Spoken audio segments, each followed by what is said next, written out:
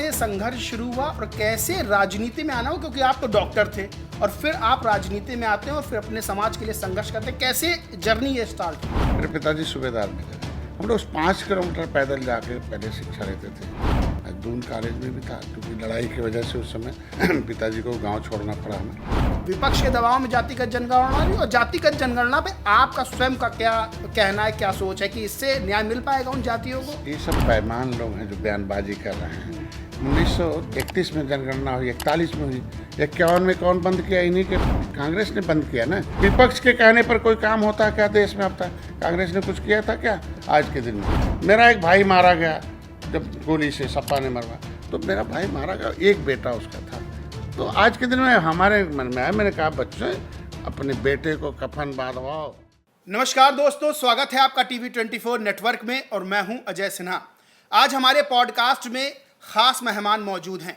उत्तर प्रदेश में कैबिनेट मंत्री और निषाद पार्टी के राष्ट्रीय अध्यक्ष संजय निषाद जी। आपको पता होगा कि उत्तर प्रदेश में योगी सरकार के बहुत मजबूत धड़े माने जाते हैं, यानी कि एक पिलर माना जाता है। और उत्तर प्रदेश में अगर निषाद राजनीति की बात होती है तो सबसे बड़ा चेहरा डॉक्टर संजय निषाद का सामने आता है। डॉक्टर संजय निषाद जी, बहुत बहुत स्वागत है आपका। बहुत बहुत बधाई आपके चैनल श्रोताओं को, आपकी टीम को भी।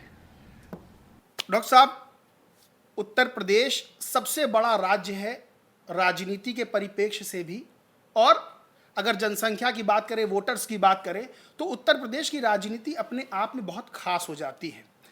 उत्तर प्रदेश से कहा जाता है कि जो अपना बहुमत साबित कर लेता है, जो अपनी पकड़ राजनीति पे मजबूत कर लेता है, राज्य से लेकर केंद्र तक उसकी तूती बोलती है। आपकी अगर बात करें तो उत्तर प्रदेश में इस वक्त राजनीति में आपका अच्छा खासा कद है। आप उत्तर प्रदेश के बड़े नेताओं से, दिल्ली में बैठे हुए बड़े नेताओं से आराम से मुलाकात कर लेते हैं।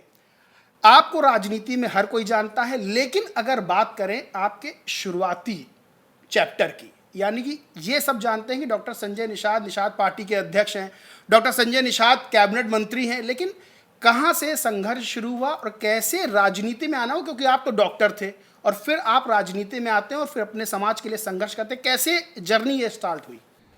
देखिए, ये भारत गांवों का देश है और ये नदियों जंगलों का देश है।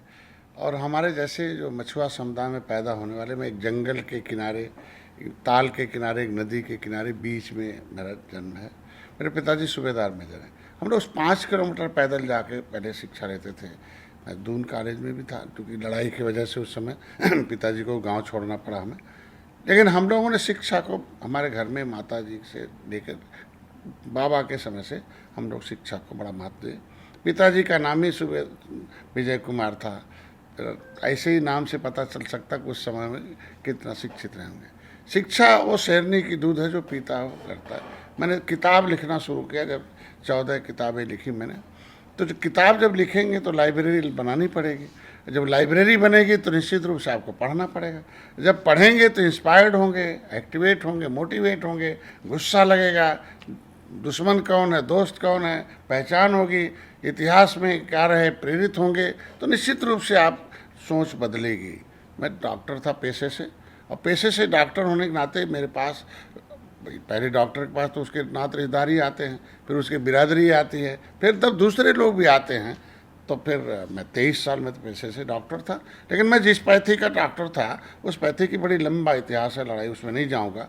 लेकिन संघर्ष रहा 1953 में, जब कांग्रेस की सरकार थी, तो उसने चीफ सेक्रेटरी ने एक बड़ा आंदोलन किया था। एक डॉक्टर साहब थे कि जब सब पैथी की मान्यता है तो इस जो पौधों पर आधारित पैथी है, जो अमृत है, उस पर मान्यता क्यों नहीं है? तो उन लोगों ने कहा कि नहीं, आप पब्लिकली मान्यता लीजिए, फिर कानूनी मान्यता मिल जाएगा। अब पब्लिकली मान्यता मिल गई तो अब सरकार हुई है ना कि राजनीति झूठ बोलने का एक अड्डा बना दिया लोगों ने। और लगा कि जब लंबा संघर्ष हुआ तो बताइए तरह की, तो पौधे के अर्घ देते रोगी तुरंत ठीक हो जाता है।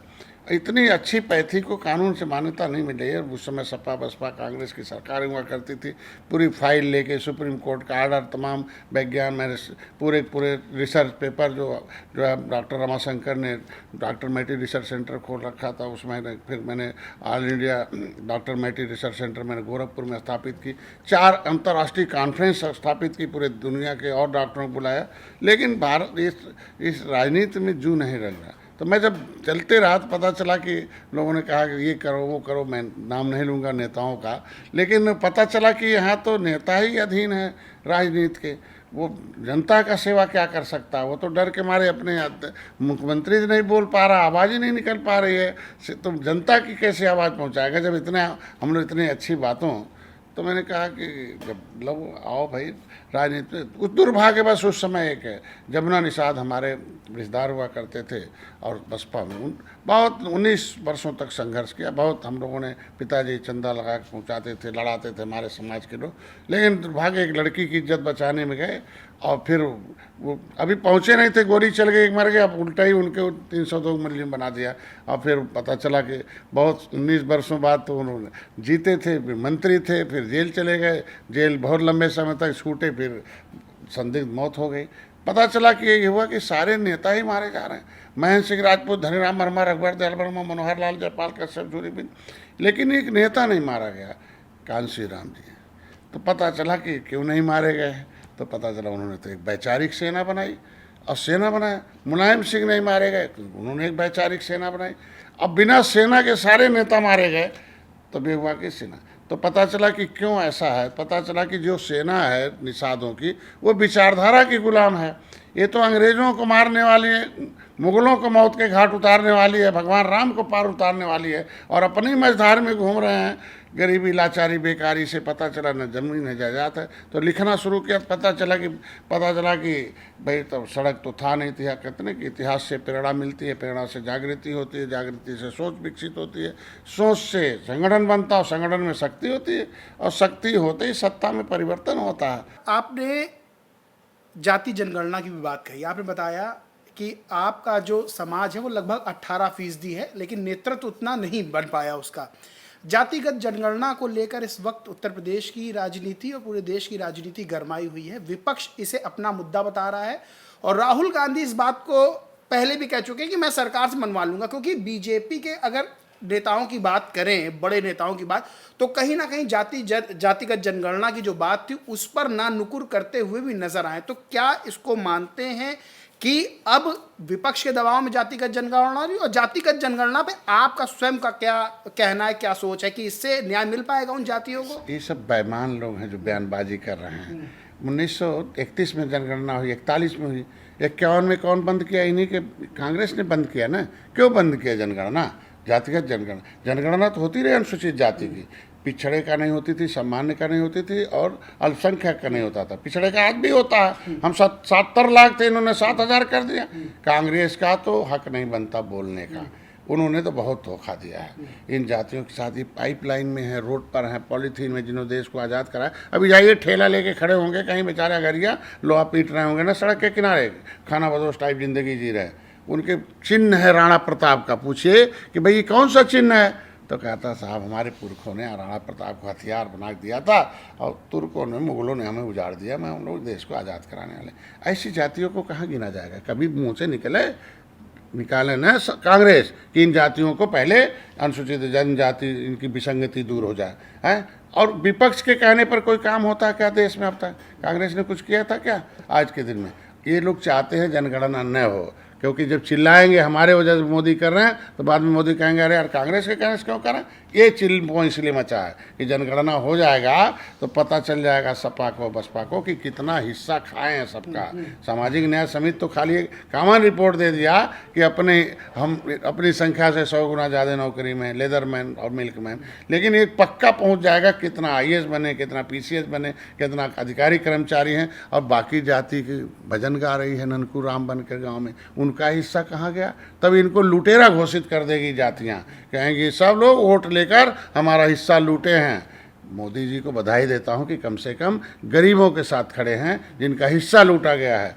सपा को तो और नहीं बोलने का हक है, क्योंकि इन्हें तो हम तो जनगणना की बात कर रहे हैं, गोली क्यों मार दिया?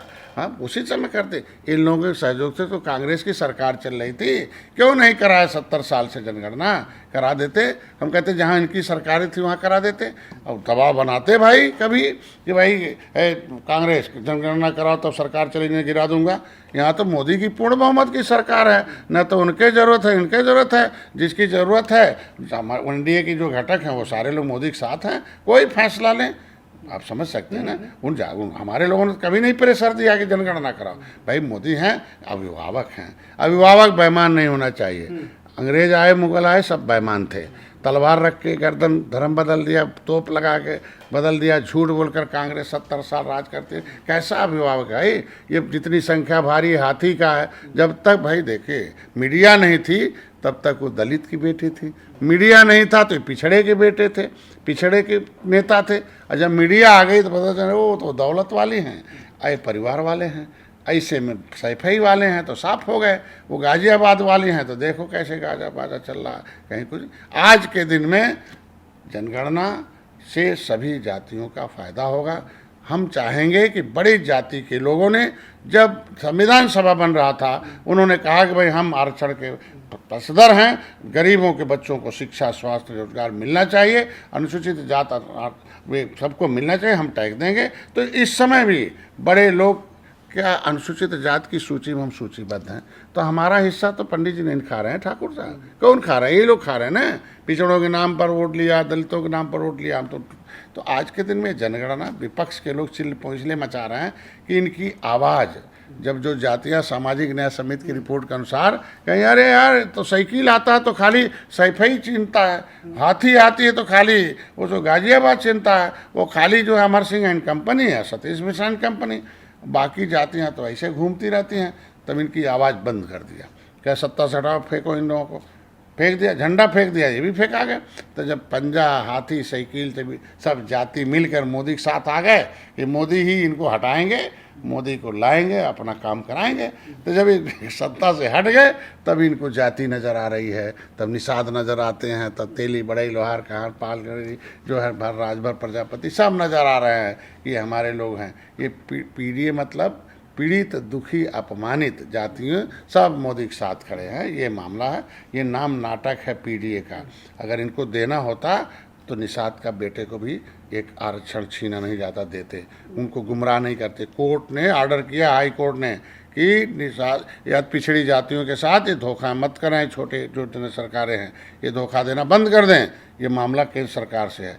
तो अगर मेरा मामला केंद्र सरकार में गया, आरजीआई ने लिख दिया कि केवट मल्ला मझवार हैं, तो सपा को तब ईमानदार मानेंगे कि जब वो कहेगी नहीं निषादों की गिनती, मछुआरों की गिनती 80 में होनी चाहिए, हैं भर की राजभर की गिनती 80 में होनी चाहिए, प्रजापति की गिनती 80 में होनी चाहिए, शिल्पकार में या मझवार में, हाँ वहाँ तरमाली पासी में, यहाँ तुरैया में हमारी जातियों का मूल जाति, चूँकि उत्तराखंड में एक आदेश हुआ है कि शिल्पकार जाति नहीं जातियों का समूह है। तो ऐसे में जो समर्थन करे तब माना जाएगा इन जातियों के साथ, अन्याय नहीं है। और नहीं तो मैं तो मोदी जी से ही कहूँगा, अपील करूँगा कि टेक्नोलॉजी का उपयोग करें, नहीं तो ये लोग बेईमान हैं, यही संख्या में अधिक हैं, 4 पाइप जाकर अपनी संख्या बढ़ा देंगे, हमारी घटा देंगे, और नतीजा होगा इसको आधार कार्ड से जोड़ा जाए, हाई टेक्नोलॉजी का इस्तेमाल करके सभी जातियों के दरवाजे पर जाए। अच्छा डॉक्टर साहब, जब हम जातिगत जनगणना की बात करते हैं तो मूल भावना जो इसकी सामने आती है वो ये है कि जिसको हिस्सेदारी नहीं मिल पा रही है, संख्या बल में ज़्यादा हिस्सेदारी नहीं मिल पा रही है, यानी जिसकी जितनी संख्या भारी उसकी उतनी हिस्सेदारी, ये सामने लाइन आ जाती है। उत्तर प्रदेश की राजनीति पे हम बात करेंगे, अभी आएंगे। अब हम चलते हैं बिहार की राजनीति में। बिहार में इस साल होना है चुनाव, और ये जो जातिगत जनगणना की बात कही गई है, और बिहार में अगर हम देखें तो 2 मेन जातियां हैं, उन जातियों से ही मुख्यमंत्री बन रहा है। अगर हम 2 दशक की राजनीति आगे देखें तो आपका बिहार चुनाव को लेकर क्या सोचना हो, आप किस तरह से बिहार चुनाव की तैयारी कर रहे हैं, एक बात। और दूसरी बात यह कि जिस तरह से बिहार में बहुत सी राजनीतियां अभी भी सिर्फ वोटर के तौर पर काम आ रही हैं, यानी कि पर्दे के पीछे राजनीति में कभी मेन मंच पे नहीं आई है, इसको लेकर आप क्या सोचते हैं? देखिए, आदमी 6 महीने बाद भूल जाता है। तो ये बताओ 1931 की जनगणना में हमारी जाति 18% है, एक में गिना गया था केवट मल्ला, बिंद, कश्यप का। ये तो अंग्रेजों से लड़ने के नाते ऊपर उठा ना। अब ये अब मिल्कमैन अपनी गिनती एक में करा लिया, क्योंकि उन्हीं को लोग गिनना था, सब यादव हो गए भाई। अहीर अलग गिनते, ग्वाल अलग गिनते, ढड़ोर अलग गिनते, बोलिए मैं यदुवंशी अलग गिनते, तब न माना जाता ईमानदार आप लोग हो। हैं कुर्म वो बेचारे जो एग्रीकल्चर मैन है वो भी अपनी गिनती के लिए मल्ल को, कुर्मी को, पटेल को एक में गिन लिया। और हमारे निषाद हैं केवट, मल्ला, माझी, मझवार, परपट जो है, रोया जो है, नोनिया, ये सब बिहार की उपजाति हैं, अलग अलग गिन दिया, दशमलव दशमलव में कोड इलाट कर दिया। अब बताओ ये क्या है? इसलिए कि आप न इकट्ठा हो कि पता चल जाए कि ये हमारी संख्या अधिक है। मोदी को धन्यवाद दूंगा कि जातियां अब वो पिछड़ी के नाम पर नेता बन जाते दोनों, अपनी संख्या तो बढ़ा लिया, गिन के कह दिया नहीं, अपने लोगों को बता दे भैया हमारी संख्या अधिक है, हमें मुख्यमंत्री बनना चाहिए, और बाकी का भूजा बना दिया। तो इस जनगणना में कम्युनिटी वार होना, इसीलिए मैं कह रहा हूँ मझवार जब गिना जाएगा तो केवट, मल्ला, बिंद, कश्यप कहाँ मझवार में गिने जाएंगे, तो रहा जब संवैधानिक अनुसार जनगणना होगी तो वो हमारी संख्या ऑटोमेटिकली अधिक आ जाएगी।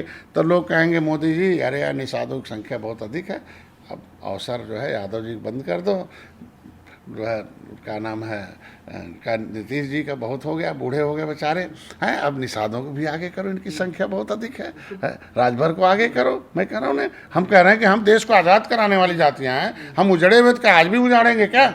आपको हमने वोट दे दिया, उजाड़ने का हक है क्या?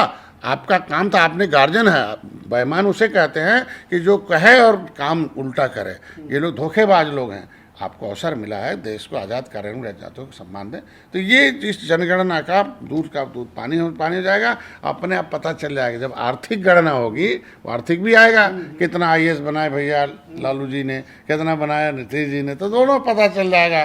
तो लोग चिल्लाएंगे मोदी जी जो जातियाँ छूटी हैं उनका कुछ करिए, तो आ जाएगा, निश्चित रूप से आएगा।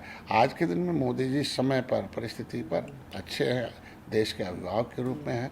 अब क्योंकि देश में जातियों का अभिभावक हैं, तो हर जाति के अभिभावक के रूप में उनका निर्णय लेना, उनको अवसर देना, उन्हें सुरक्षा देना, समृद्धि देना, ये तो काम है। जब आदेश करेंगे तब ये लोग क्या कह रहे हैं बिहार का चुनाव हो रहा है इसलिए चुनाव में, अरे यार वो तो होना ही था, तुम तो कह रहे थे करेंगे ही नहीं करेंगे, अब कर दिया तो अब चुनाव से देख रहे हो, अब कह रहे हो हमारे कहने से कर दिया है, वो कह रहे हमारे, अरे यार तुम्हारे विपक्ष के करने से कुछ काम होता है क्या? बिहार चुनाव में आप तैयारी कर रहे हैं? अरे निषाद की संख्या, हम तो political God father of fisherman की उपाधि हमें इसलिए दिया है कि पूरे देश के निषादों का नेतृत्व। अब कितना बेईमानी है कि देश आज़ाद हुआ तो बंगाल अलग था, तो बंगाल एक प्रांत बना, तो बंगाल में एक अनुसूचित जाति की सूची बनी गई संविधान में, कुछ ही दिन बाद बिहार अलग हो गया। तो जब बिहार अलग हुआ तो बंगाल की अनुसूचित जाति की सीट आई नहीं कि वो पन्ने में फाड़ के फेंक दिया, दूसरा सूची बना दिया, निषादों गायब कर दिया, वहाँ केवट, मल्ला, बिंद जो है अनुसूचित में है। कितना बेईमानी होता है भाई। उत्तराखंड अलग हुआ तो उत्तर प्रदेश की सूची, जो हम लोग नेता आगे राजनीति में, तो उत्तर प्रदेश की सूची उत्तराखंड में वही है जो उत्तर प्रदेश की है, तो बंगाल की सूची क्यों बदल दी गई है? तो ये अन्याय है। तो उस अन्याय के खिलाफ लड़ने के लिए वहाँ हम जाऊँगा, निषादों को खड़ा करूँगा, और हैं काम कर रहे हैं, बहुत जल्दी हम लोग जाने वाले हैं, पूरी टीम लगी है, प्रभारी नियुक्त है, हम लोग थोड़ा सा अंडरग्राउंड काम करते हैं। बीजेपी से कोई बात हुई है? बीजेपी से मिल के ही चुनाव लड़े? बीजेपी के लिए मैं देखो, मैं चुनाव लड़ा था मध्य प्रदेश में पहली बार, तब मैं बीजेपी के साथ रही था, बीजेपी हार गई। मैं 27 सीट चुनाव लड़ा था, 4-4, 5-5, 6-6 हज़ार, 10-10 हज़ार वोट पाया, 1,500 वोट से हार गए। बाद में बीजेपी की सरकार बनी, फिर मैं बीजेपी के साथ आया, देखो मध्य प्रदेश भी गया, टीम खड़ा, मैं जीत चाहता हूँ। क्योंकि देखो मोदी ही 10% आरक्षण में अपर कास्ट को दिया, मोदी ही महिलाओं को आरक्षण दिया, तो मोदी निषादों का भी भला करेंगे, इसलिए मैं मोदी की जीत चाहता हूँ। मैं भाजपा को जीत करके मैं अपनी समस्याओं का समाधान चाहता हूँ। तो जीत मैंने दिया, मध्य प्रदेश में दिया, मैं राजस्थान गया वहाँ दिया, मैंने हरियाणा दिया जाकर, दिल्ली में दिया, मैंने उत्तराखंड में जाकर दिया, मैंने छत्तीसगढ़ में दिया जाकर, मेरी सेना है वहाँ। हमने कहा मत लड़ो भाई, ये राष्ट्रीय मुद्दा है निषादों का। जिस तरीके से लेदरमैन का राष्ट्रीय मुद्दा हल हो गया, उन्होंने अपने समस्याओं के नेशनल लेवल पर एक हो गए, उसे तुम भी एक हो जाओ, झंडा टोपी उठाओ, नारा लगाओ, मौका मिलेगा तो लड़ना, निश्चित रूप से कुछ सीटें लड़ेंगे, कुछ हम तो कहते हैं कि भाजपा जहाँ न जीती हो हमें दे देना, मेरा इतिहास रहा हो उसको जीत के दिखाने के लिए, तो वहाँ भी जो न जीते हो हमें दे देंगे, हम जीत के दिखा देंगे। हमें तो जीत में बदलने वाले नेता। बिल्कुल ठीक। आपका कहना है कि हम प्रधानमंत्री नरेंद्र मोदी और बीजेपी को जीत दिलाना चाहते हैं, भले बीजेपी का सारथी बन के हमको जीत दिलानी पड़े। अब ये सवाल बिहार के परिप्रेक्ष्य में, सरकार सुख देती है, सरकार से ही समस्या समाधान होता है। ये तो बेईमान लोग दुख देते हैं, ये समाधान हमारा उलझाते हैं, तो समाधान ही सोना है, इसलिए सरकार बनाओ, समाधान कराओ। डॉक्टर साहब ये सवाल क्यों खड़ा होता है बिहार के चुनाव में, क्योंकि सबसे पास में बिहार के चुनाव है। अगर हम उत्तर प्रदेश की बात करें तो कभी कभी आपकी नाराजगी बीजेपी पर देखने को मिलती है और इस तरह के बयान सामने आते हैं कि लगता है कि बीजेपी से आप कहीं ना कहीं जो है वो नाराज हैं। अब मैं कुछ बयान का जिक्र करूंगा। बच्चा जब नहीं रोएगा तो दूध पाएगा क्या? गोद में बैठा रहता है, उसको तो चिल्लाना तो पड़ेगा है ना। दूध चाहिए, माँ ही पैदा करती है। फिर भी जब तक वो रोएगा नहीं तो कहता अरे यार होश में, अरे यार मेरा बच्चा जल्दी दूध पिलाओ, तो दूध पाता बिना चिल्लाए तो मिलता नहीं है। और मित्र होने के नाते सही बात बताना, नहीं बताना बड़ा बड़ा पाप हो जाएगा ना। तो हम पाप करने थोड़ी आए, हम तो पावर में लाने के लिए लाए ना। तो हम क्यों गलत, हम तो सही बात भाजपा से कराएंगे कि जो तमाम विभीषण हैं, तमाम जो है इसमें बैठे लोग हैं, उन नाव में छेदा करें, डुबा रहे हैं, अरे उन्हें उठा के फेंको, नाव हम पार करेंगे। निषाद जिस नाव में रहता है डूबने देता है क्या? 2018 में 19 में सपा बसपा एक हो गई थी, जीत दिया ऐतिहासिक। लेकिन ये जो उस सपा बसपा कांग्रेस से आने वाले जो भाजपा में है ना, वो बड़े प्रेम से आते हैं, आस्तीन के सांप हैं, वो डस लिया भाजपा को। ठेकेदार थे कि सब निषाद वोट दे देंगे बिना आरक्षण के, हम लोग दिला देंगे, पौआ झुआ पर वोट है, पौआ पिला देंगे, वोट मिल जाएगा। तो ये क्या है, कहाँ गए निषाद में? ठेकेदार लोग कहाँ गए? आज के दिन में जहाँ जहाँ ड्यूटी लगाई थी हमारी, सब जितवाए मैंने, आपने देखा होगा इतिहास। तो ईमानदारी से काम किया। आप बता भी रहे हैं कि भाई हम मोदी जी को और बीजेपी को जिताना चाहते हैं। अब दो बयान हैं आपके। गोरखपुर में संजय निषाद बोले भाजपा की नाव डूब रही है, छेद करने वाले विभीषण को हटाना होगा। एक और दूसरा बयान है बीजेपी हमें ना तो सीट दे रही है ना ही सिंबल। ऐसा बयान क्या जरूरत हो जाती है कि जब इतना अच्छा सब चल रहा है तो कहीं ना कहीं ये बयान देने का कुछ तो दिल में ऐसा आपके होगा। यही लोग है ना कि डॉक्टर संजय क्या जरूरत है, तो आखिर 43 सीट हार गए ना। हम तो कह रहे हैं ना, आखिर गोरखपुर में हम जब गए, योगी जी जब रहते थे तो 1-1.5 लाख वोट से जीतते थे। लेकिन जब मैं गया 2019 में उनके साथ तो 3.5 लाख वोट से जितवाया। लेकिन जब देखो पिछले साल, अभी इस बार 1 लाख हो गया, कहाँ गया 2.5 लाख मेरा वोट? तो 2.5 लाख वोट खा रहे हैं ना वो विभीषण ही तो खा रहे हैं बैठकर, हैं? निषादों को बुला रहे हैं कि आरक्षण नहीं तो वोट नहीं। अरे यार आरक्षण सिस्टम, विसंगति सिस्टम से दूर होगी ना, मोदी करेंगे ना। अब भाजपा में रह के कुंभ लगाएंगे और कुंभ लगा कहेंगे निषाद भाई, अपने तो चुप रहेंगे, दूसरे से बुलवाएंगे, आरक्षण नहीं तो वोट नहीं तो वोट देगा भाई। बोलिए, रहेंगे भाजपा में कहेंगे दूसरा का बटन दबाओ, डॉक्टरवा साथ में है। अब ऐसे कहते हैं अरे डॉक्टरवा जिधर रहे उधर मत देना। अब हम डॉक्टर साहब को मोदी योगी गले लगाए, भाई भगवान राम ने निषाद राज को गले लगाया। बीजेपी में आला कमान ऐसे नेताओं को देख नहीं रहा है। अरे देख रहा है, विश्वास तो करना पड़ता है ना। अब विश्वास, एक बार विश्वासघात हो गया, अब भाजपा सतर्क हो रही है। बयान दिया, देखिए कैसे उपचुनाव जीत गए हम लोग, बात समझ गए किस तरह ऐतिहासिक जीत हुई। देखो माहौल फिट खड़ा हो गया, अभी देख लो कितना बढ़िया माहौल है, आराम से। लोकसभा चुनाव जो बीजेपी हारी यहाँ पर 43 सीटें इंडिया गठबंधन ले गया, तो इसके पीछे विभीषण जो बीजेपी में है उनकी वजह से हारी। तो तमाम जातियों के नेता आए थे, एक बार भी काम नहीं करने गए नीचे कि ये अखिलेश जी झूठ बोल रहे हैं, ये समाजवादी पार्टी मोदी जी का जो वीडियो है कट करके चला रही है, ये जो है माननीय जो है गृह मंत्री का वीडियो गलत चल रहा है, ये सब गलत नहीं, ये है मोदी जी ने कहा कांग्रेस ने आरक्षण विरोधी है, और मोदी को साबित। तो ये कौन कहने जाएगा अपनी बिरादरी में? यही लोग तो कहने जाएंगे, साधन संसाधन तो इन्हीं के पास है ना।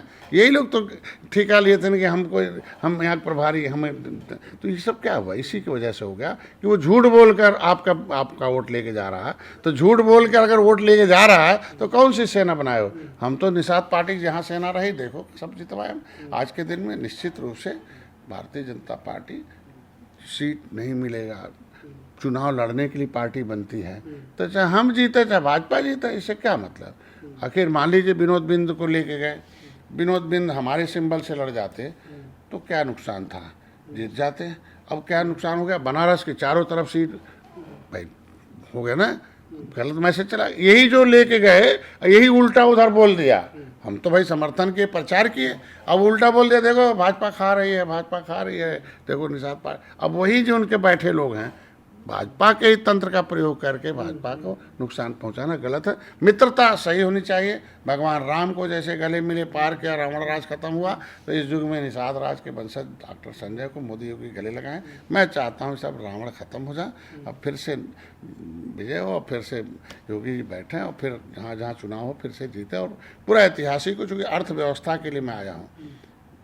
अर्थव्यवस्था खत्म थी, मोदी जी आए ना, 5वें नंबर पर, चौथे हो गए, अब तीसरे नंबर पर आ रहा। अब समय आएगा तो 1 नंबर पर जाए। उत्तर प्रदेश की अर्थव्यवस्था कहाँ चौपट थी, देखो दूसरे नंबर पर आए ना। जिस प्रदेश की अर्थव्यवस्था ही नहीं हुआ है वो कहाँ जाएगा। इसलिए मोदी योगी को मैं इसलिए पसंद करता हूँ। अर्थव्यवस्था तो सारी व्यवस्था, अर्थव्यवस्था तो समस्या का समाधान। डॉक्टर साहब 2 सवाल और हैं हमारे, बहुत खास बहुत महत्वपूर्ण सवाल है। एक कि बीजेपी की तरफ से परिवारवाद का मुद्दा उठाया जाता है, और विपक्ष में चाहे समाजवादी पार्टी हो, चाहे कांग्रेस हो, चाहे तमाम तरह के विपक्षी दल हो, एक आरोप लगता है कि परिवारवाद को बढ़ावा देते हैं और परिवारवाद के ही तहत जो है टिकट बंटते हैं, उनके परिवार के लड़ते हैं।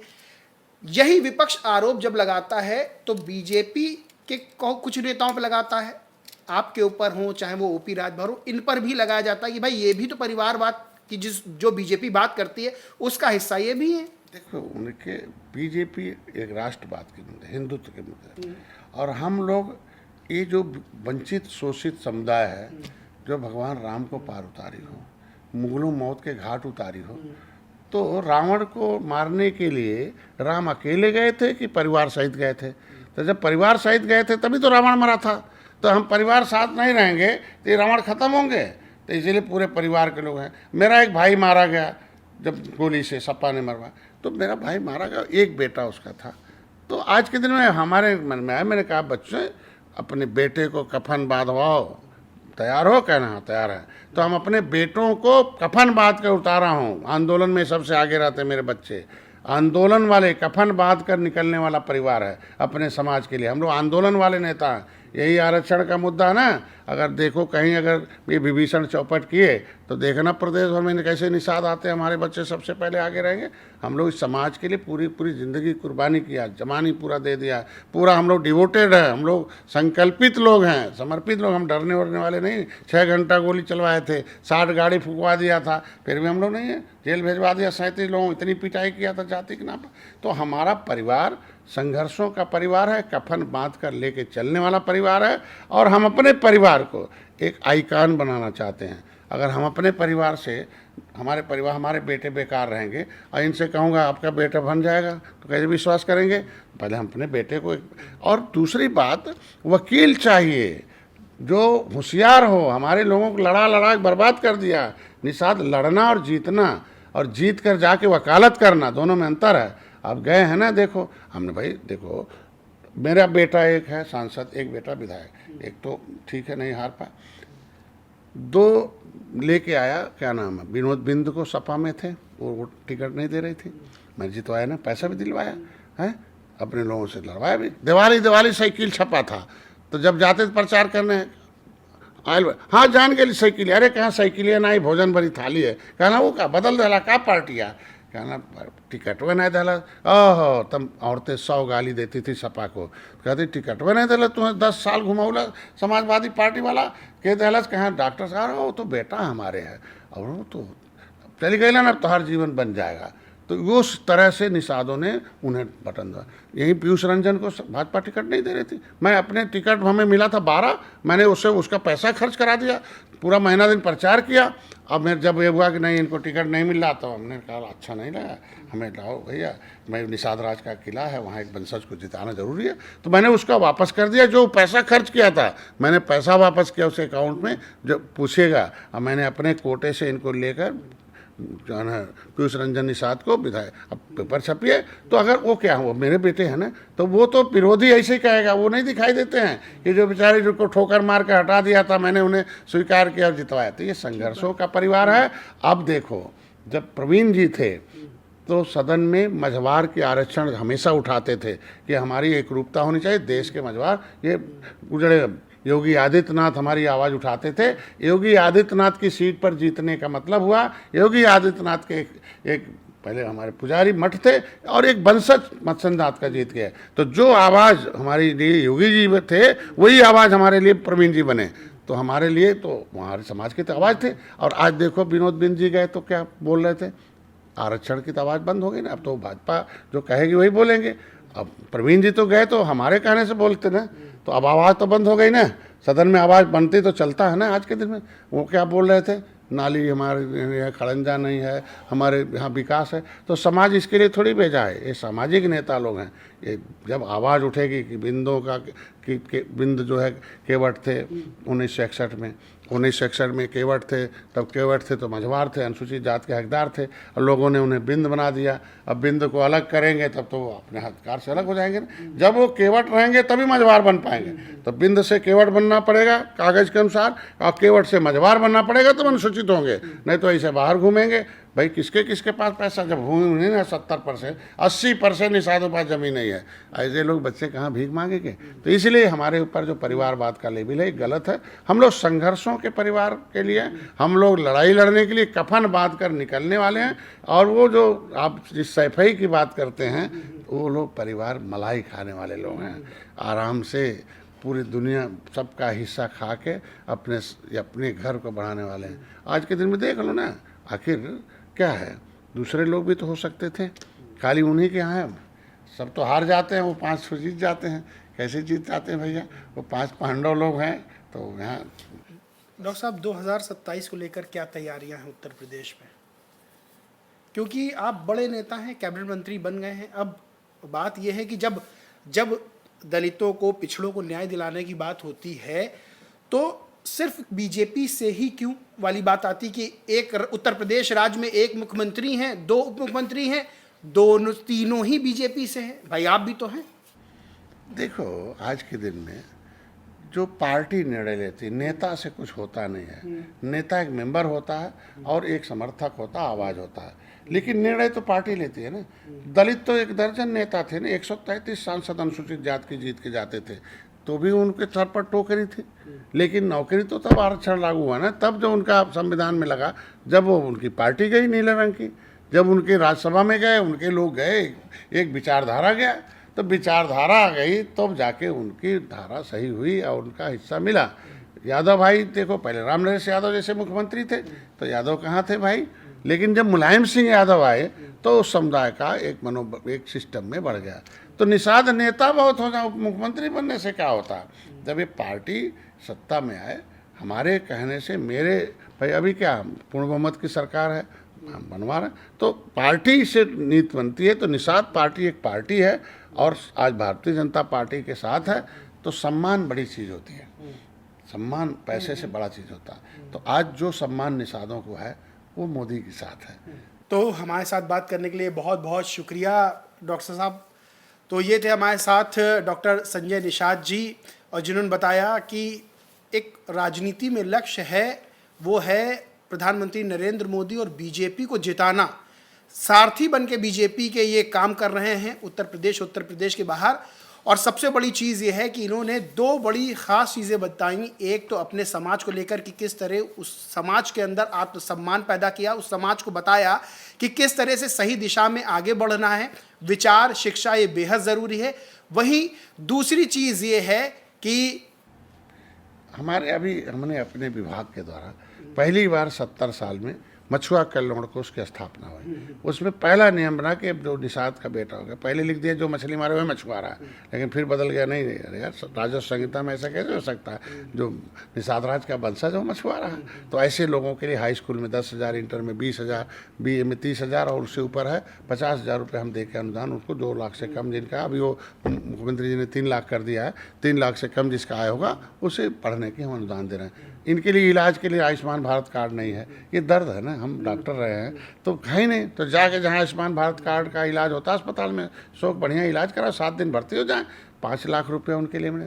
महिला उनकी बेटी की शादी के लिए इधर उधर दौड़ रहे थे, 3 लाख अगर आया है तो 1 लाख रुपया उनको मिल जाएगा है। आज के दिन में महिलाओं के सशक्ति, निषाद राज की माता जी का नाम माता सुकेता था, कोई जानता ही नहीं था। तो माता सुकेता निषाद के नाम से मैंने एक योजना चला दी महिलाओं के सशक्तिकरण के लिए। अभी केज कल्चर है, नहीं है, बड़े बड़े जलाशय जो है ठेकेदार लोग लिए, लेकिन उसमें 10% रिजर्व है, उसमें हमने गरीबों के लिए दे दिया। 1,80,000 मैंने केज कल्चर करा, वो फ्री में अपना मछली पाल रही है, व्यवसाय कर रही है। ऐसे में पहली बार है कि पट्टे धारक पैसा कमा सरकार को देता था, लेकिन अभी हमारी सरकार ने हमने 3,20,000 हर 5 एकड़ पर दिया है। उनके लिए फ्री का बीमा है, निषाद राजबोट योजना है, प्रधानमंत्री ने फ्री में केसीसी कर दिया। जाइए 5 लाख का 3 लाख दे दीजिए बिना आधार कार्ड पर, केवल आधार कार्ड के आधार पर 3 लाख रुपया 4% ब्याज पर है। तो इनके लिए बीमा फ्री का है। प्रधानमंत्री मत्स्य संपदा में ये बेईमान लोग 67 साल में केवल 3,000 करोड़ रुपया दिया था, लेकिन मोदी जी ने 6.5 साल में 41,500 करोड़ रुपया दिया। क्या मैं ये धीरे धीरे होता है, तो इसमें यह है कि अपलिफ्टिंग हो रहा, लेकिन शिक्षा रहेगा तो बढ़ेंगे। इसलिए मैंने शिक्षा के लिए मैंने कहा कि इसके लिए लोग प्रचार करें और अपने कहीं भ्रष्टाचारी नहीं जाना है। मोबाइल में ऐप डाउनलोड करें, मत्स्य विभाग उत्तर प्रदेश शिक्षा सहायता, मत्स्य विभाग जो है उत्तर प्रदेश चिकित्सा सहायता, मत्स्य विभाग उत्तर प्रदेश वैवाहिक सहायता, मत्स्य फ्री बीमा, सामूहिक बीमा आ जाएगा। खट्टे दे फार्म भरो, हमारे पास मैसेज कर दो। तो ये होता है कि एक तो समय उतना रहता नहीं है, और सबसे बड़ी चीज़ ये होती है कि किससे भविष्य की योजनाएं और जो काम चल रहे हैं उसको बताने के लिए बहुत लंबा समय चाहिए। बहरहाल डॉक्टर साहब ने बहुत सी बातें ऐसी बताई, अपने समाज को लेकर बताई, अपने भविष्य की राजनीति को लेकर बताई, लेकिन सबसे खास बात यह रही कि डॉक्टर साहब ने बताया कि जो भी राजनीति चलेगी वो सम्मान के साथ चलेगी, और सम्मान बहुत खास चीज़ है। बहरहाल दोस्तों, इस पूरी बातचीत को लेकर आपका क्या सोचना है, क्या मानना है, कमेंट करके ज़रूर बताएं। वीडियो अच्छा लगा तो लाइक करिए, चर्चा अच्छी लगी तो लाइक करिए, शेयर करें इस वीडियो को, और चैनल को सब्सक्राइब नहीं किया तो सब्सक्राइब करके बेल आइकन भी जरूर दबा लें। धन्यवाद।